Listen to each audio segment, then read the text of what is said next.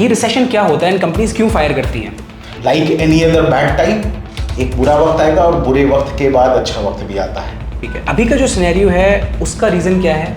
Company से इतनी ज़्यादा हायरिंग क्यों की जब उनको फायर करने थे लोग? क्या इसका पीक आ चुका है, अब चीज़ें वापस से सही हो जाएंगी या फिर अभी आना बाकी है?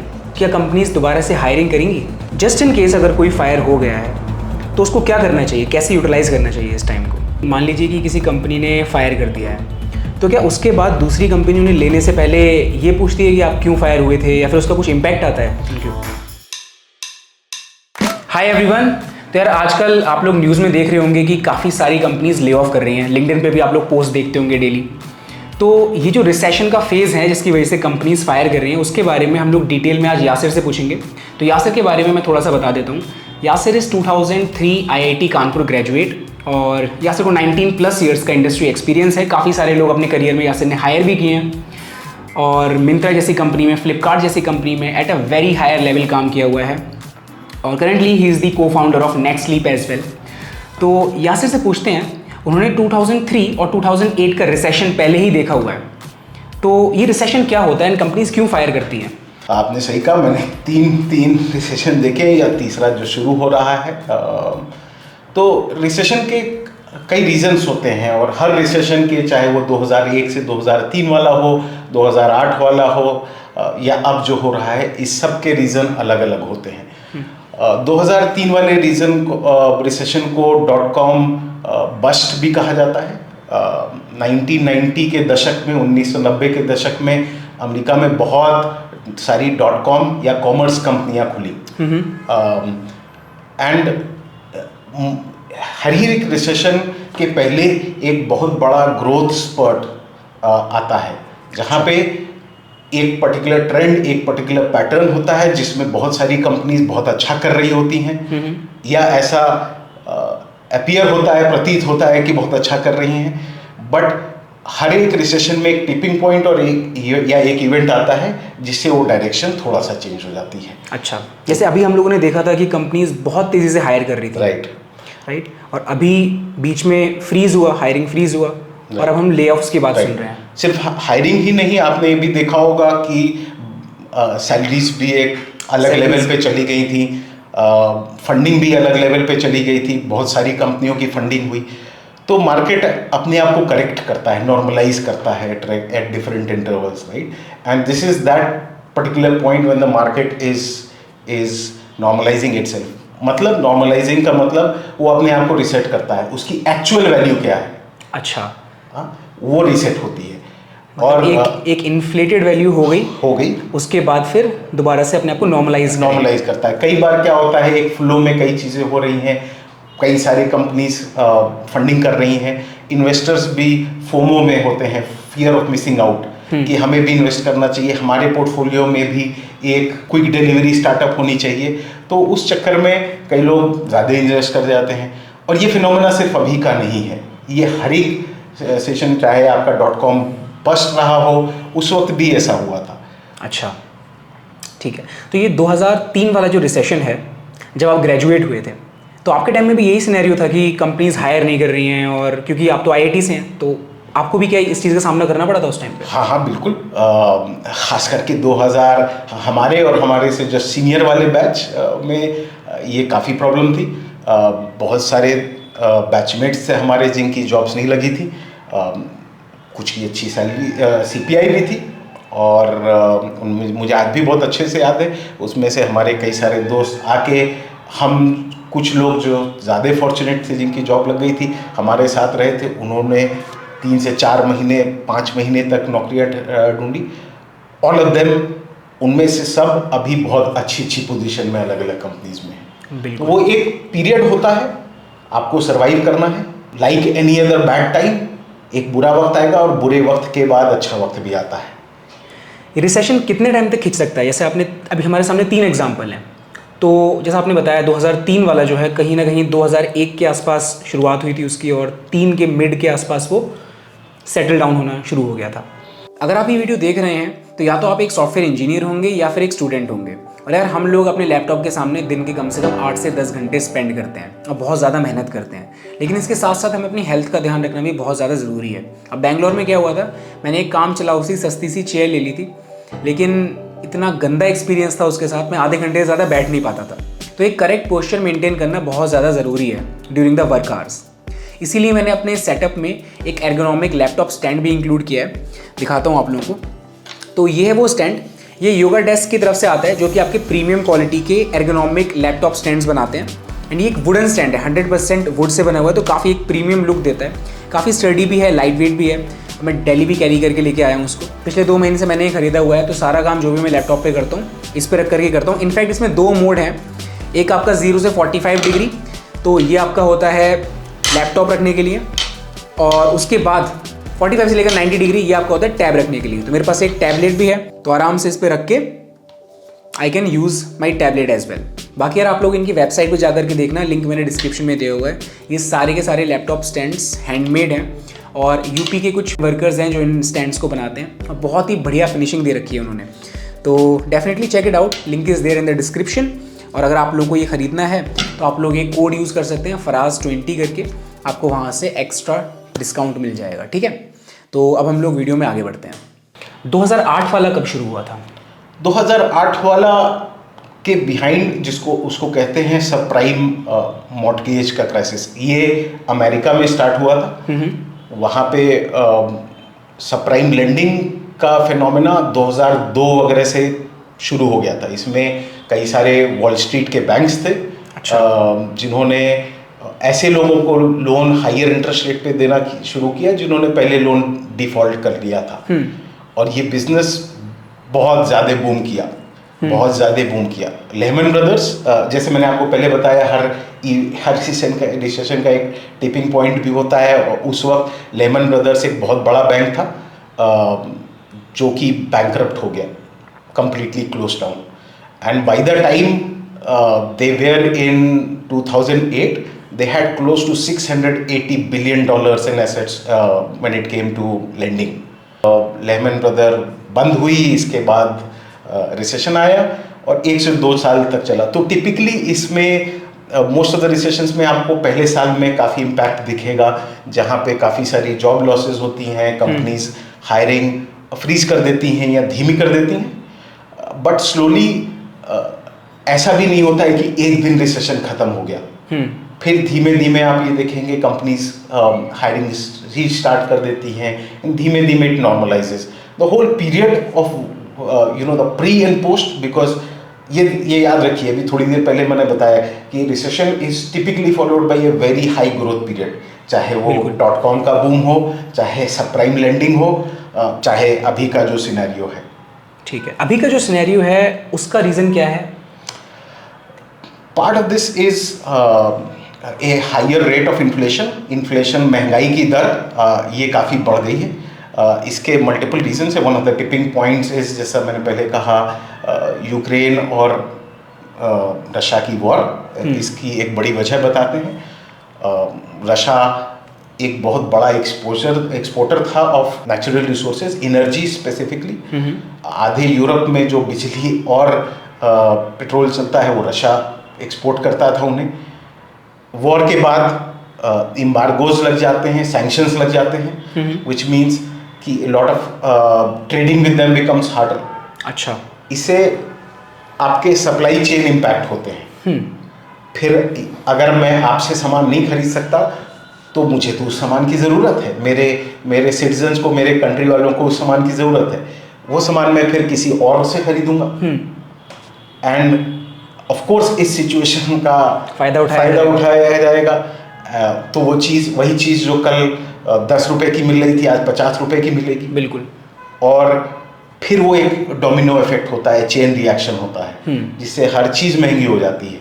जब चीज़ें महंगी होती हैं, इन्फ्लेशन बढ़ जाता है, तो हर कंट्री का एक सेंट्रल बैंक होता है, जैसे हमारा RBI है, reserve bank of India.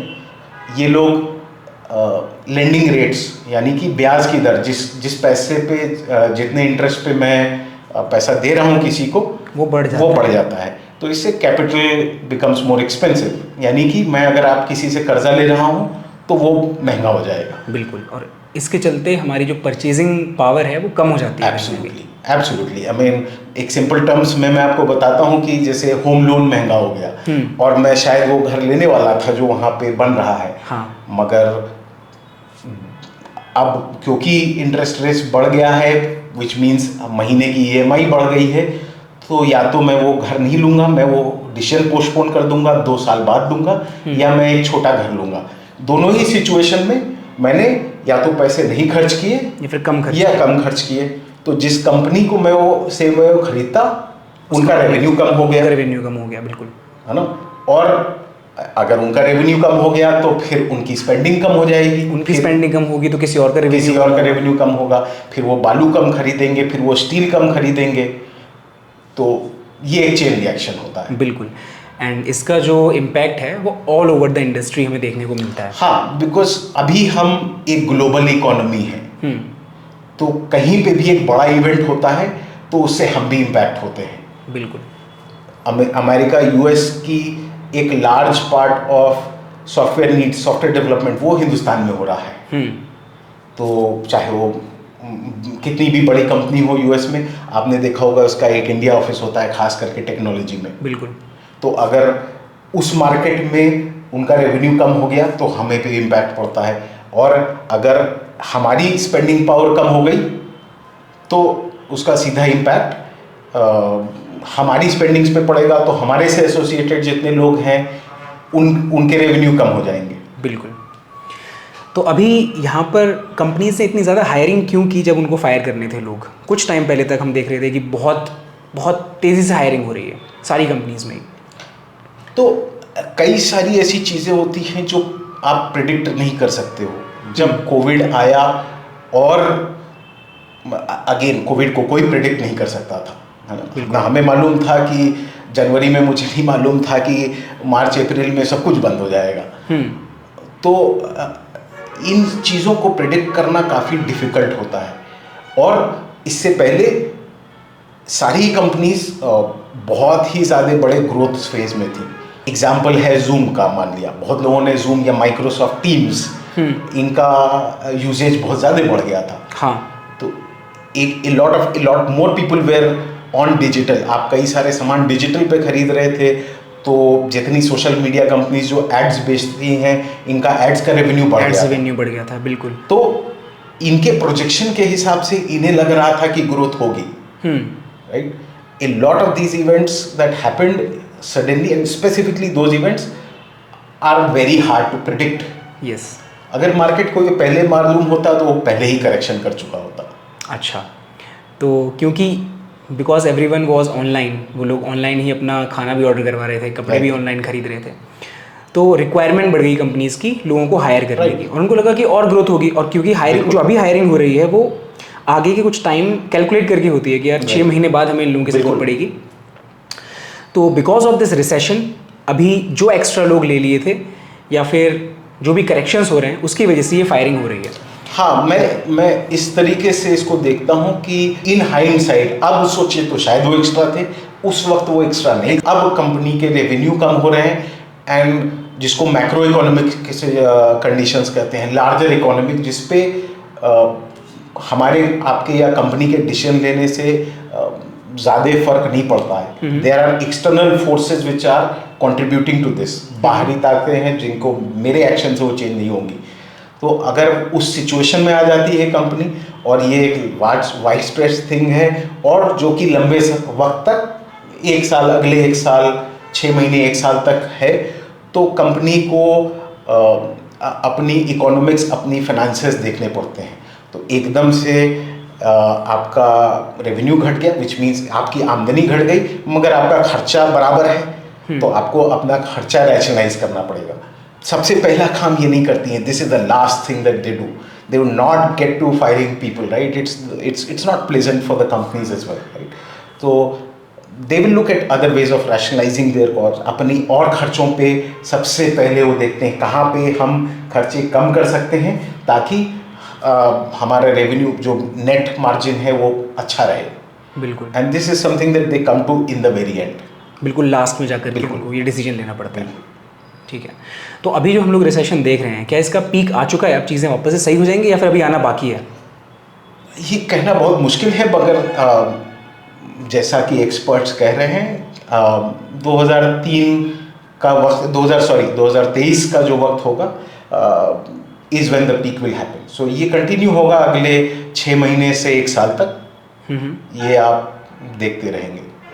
Okay, तो चीज़ें वापस से कब सही होना शुरू होंगी?